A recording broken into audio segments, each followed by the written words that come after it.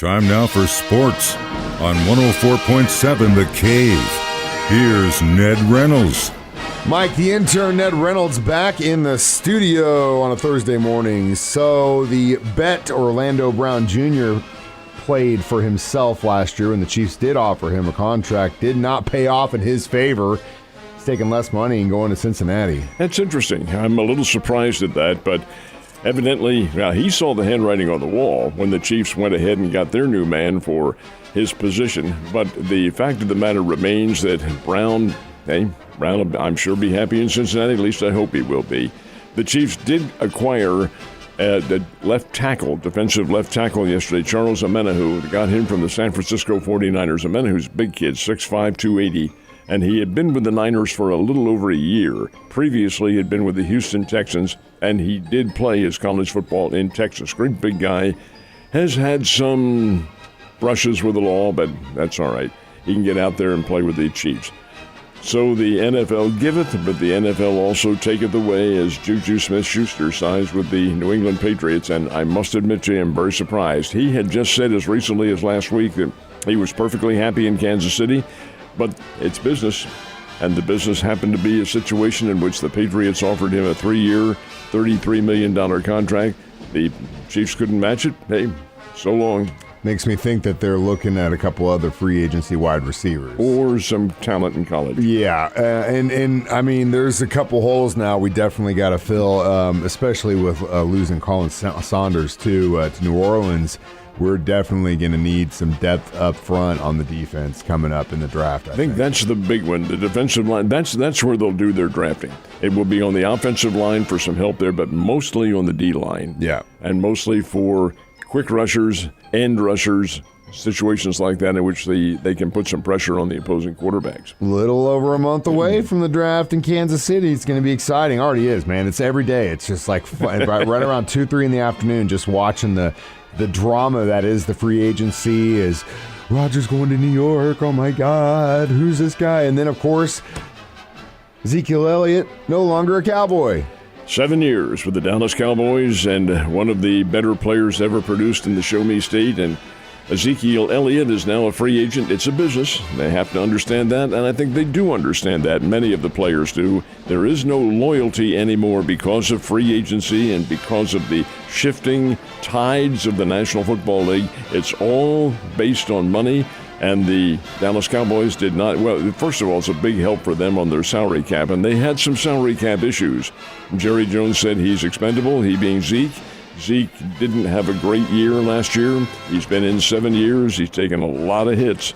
Gosh, I remember fully well when he played at John Burroughs up in St. Louis and played Logan Rogersville for the state championship, and he took a beating in that game, although he did run nonetheless. At Ohio State and now with the Dallas Cowboys. And as you well know, Mike, running backs are an endangered species in the NFL. They don't last forever. And 7 years, that's pretty good. That's about the burn rate of a running back, especially if you're trying to be a top-tier running back in the league right now. It's a young man's game because that thing, you just get pummeled and pummeled and pummeled, and you can only be effective for so long. So it'll be interesting to see where he ends up. Last but not least, baseball Bears ended up in, Cape yesterday? Played Cape here 2 days ago, and then went to Cape and played them down there yesterday and swept the series. Bears win 7-3 over Southeast Missouri, and that's really good. 2-game sweep. The Bears are now 11-5 on the year and head to St. Louis now to fly, and they will fly later today to Greenville, North Carolina. And that, Mike, the fact that they won these 2 games against Southeast Missouri is very big because it gives them some momentum going into play against one of the best teams in America.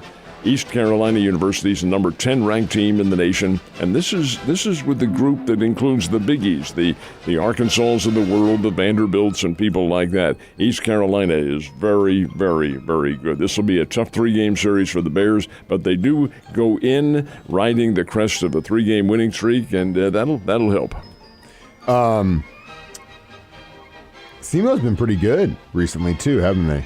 SEMO was good last year. Yeah, if I remember correctly. They had a pretty good year, I thought. A little down this year, though. Their pitching's a little suspect. They did have some hitting, but it isn't a real well-balanced lineup as such. And that I think cost them in the long run. But hey, they'll get better. They haven't begun play in the Ohio Valley yet, and they've also played some big timers. So indeed, I think this is a nice 2-game win for the Bears. Hopefully the momentum continues. They've got a tough opponent. A postseason chance for the Missouri State Lady Bears last night. How'd they do in the WNIT? Season has come to an end. That's not Ned. Come on, that's not what you're supposed to say. Lady Bears did not shoot very well from the field. Had they shot a respectable percentage, they would have beaten Nebraska. But as it turns out, Nebraska wins it 74-65, a bigger team from what the Lady Bears were accustomed to facing, and I think that defense forced the perimeter shooters to perhaps, well, they were off balance and out of sync, so to speak, and they shot, they being the Lady Bears, only 30% from the field, and you're not going to win by shooting that low a margin. 74-65 the final. Season comes to an end. Lady Bears do have 20 wins on the year. Good year, and a WNIT berth. That was, hey, that's pretty doggone good. Had they won, they would have played the winner of Northern Iowa, Colorado State. Have not seen that yet, but that's who Nebraska will play next. How did Team USA make it out in the round yesterday? By the skin of their teeth? The hair on their chinny chin.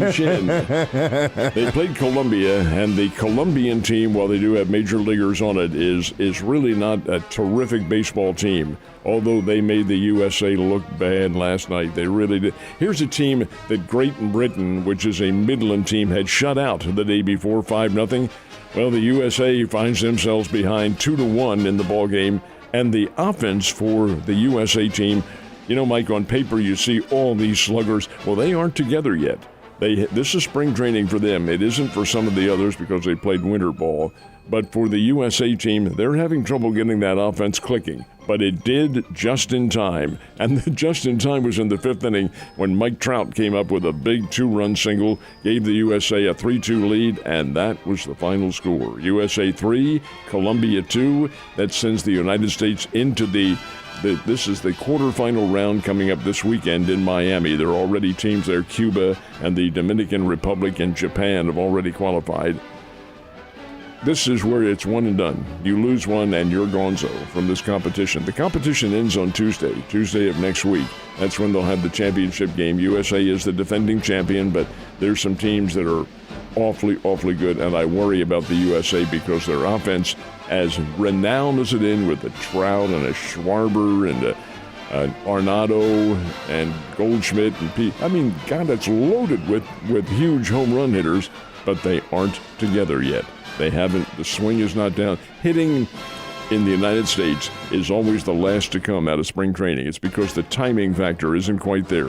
It will be later on, but it isn't now. And as a result, I fear for the USA going into this final round, but they are there, and that's what counts. It just goes to show you that no matter how much the league wants to push these superstars on you, baseball is a team game. It is, and that's why you see teams every now and then that win the whole thing, that they've got 1 or 2 stars, but it's because they all play so well together. So It doesn't matter how good your guys are. If they're not playing together, it don't mean nothing. Mizzou, Arkansas, NCAA tournament, both are playing today.